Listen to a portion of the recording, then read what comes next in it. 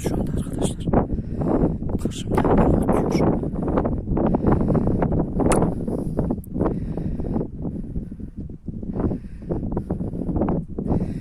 Bana bakıyor, şüphelendi galiba.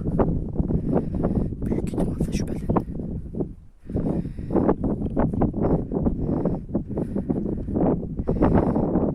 Benim onun dostu olduğumu herhalde bilmiyor.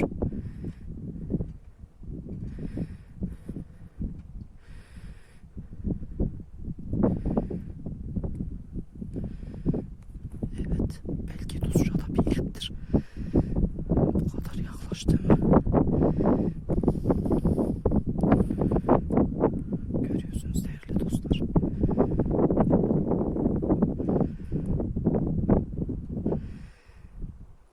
Evet, bütün takipçilerime gelsin.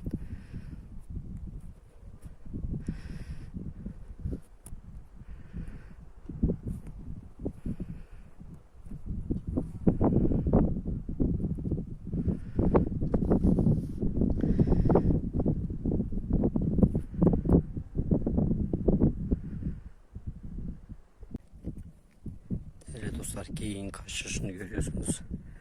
2 tane gidiyor burada. Doğacıdan bütün dostlarıma gelsin. Evet, doğamızda böyle güzel geyikler de artık var. Ne mutlu bize. Gördüm, çok sevindim gerçekten.